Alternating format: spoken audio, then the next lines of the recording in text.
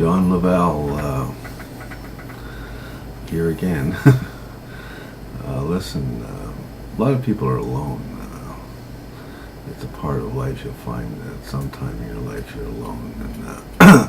And basically, I'm really addressing, say, people are older.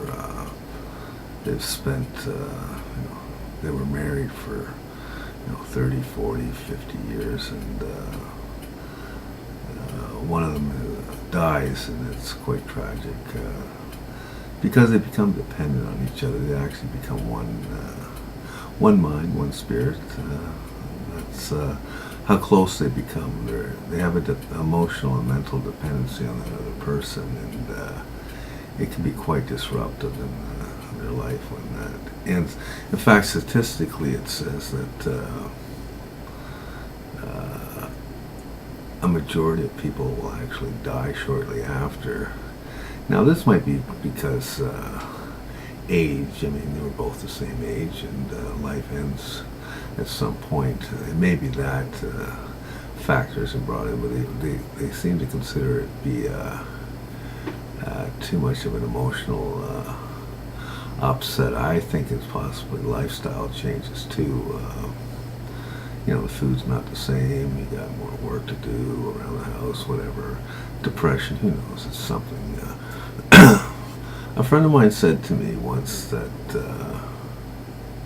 it is better that a man die first than his wife. And I thought, why is that? And she says, women have a better seem to put more into taking care of themselves, where men are not very good at taking care of themselves. And I thought about it for a minute, and I thought, she's probably got a point. I've known many men that are old, and they really aren't very good at taking care of themselves. I know I'm not. And men are really better at taking care of other people, being a provider, man, a protector, and stuff like that. But personally, no, they can become slobs real quick. If you leave them alone too long, they won't shave, they won't do anything. I know I've lived alone many, many times, and I noticed my life deteriorated. You're eating boxed food or something that comes out of a can, and you don't get up and make a beautiful roast beef, roast dinner with gravy and everything. You just won't do it. You'll run to the corner and find something to eat down there. So there's some truth to that, I think. And the laundry, for some reason, gets piled up to the ceiling, so the dishes, everything. You always seem to avoid the things that you really don't want to do. But anyways, back to what I was talking about. I knew a man that he had lost his wife, and I didn't know that, but I did see he was depressed, and I asked him how things were going, to see if I could open this up, and maybe we could discuss this. I'm not a person who really needs to get in anybody's life, but I don't like to see people unhappy either. So he told me that his wife had died, and so basically that filled all the blanks, and he didn't really have to go any further than that. And, but he did. He wanted to tell me how he's depressed, and I said, your depression is really caused by things have changed, and they haven't changed for the better, obviously, and it's very hard when you're hardwired to a life and a pattern, and people usually stay within their patterns. It's quite disturbing to have that pattern adjusted to a new light, and people kind of fall apart and don't know what to do with themselves, and they can get into a bad rut of depression, and the longer they remain in that rut or depression, the worse it gets. They can get to a point where they just never get out, and I call it the word for it. What the heck was it? Well, it doesn't matter. It'll come to me before the end of the video. I'm certain of it.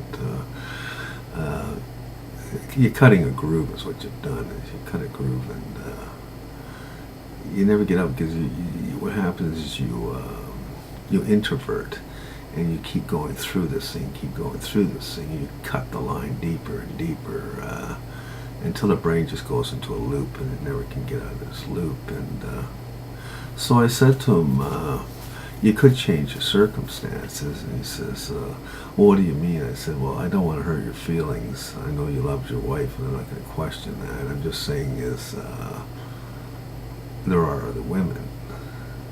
So he's looking at me, and I'm saying, you're a man that still has some time. You have money. You can enjoy your life.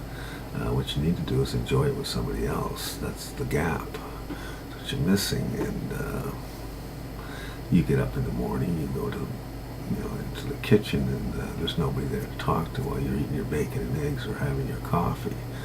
You need that. Whether the conversation was any good or not, it's not important. It's the fact that it was there, and it's not there now. And so he says, well, what am I supposed to do? And I said, find another woman. He says, I can't find another woman. Where am I going to find women? And I said, you can put an ad in the paper, senior citizen male looking for some companionship, because that's generally what a male's looking for in his later life. It's not who wants to party. It's really could you just be there.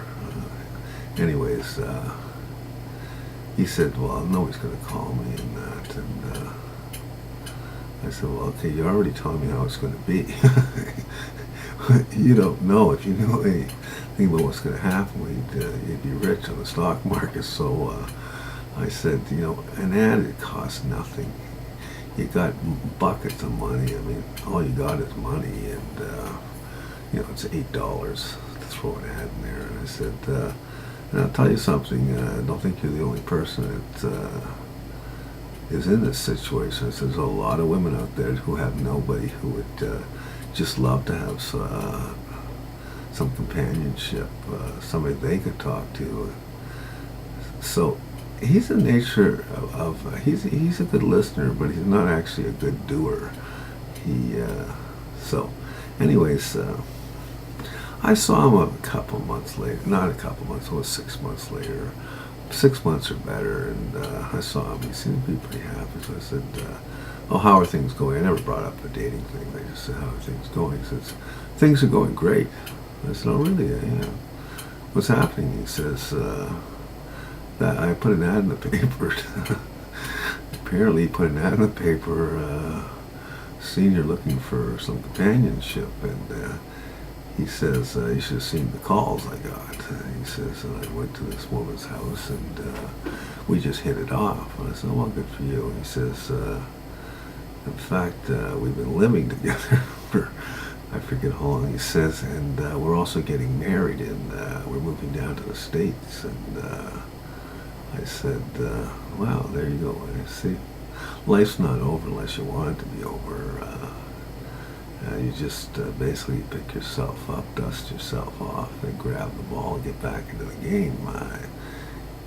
Pain, a lot of pain is because we won't do anything about it. Anyways, he was very, very happy, and I was happy to see that, and good for him.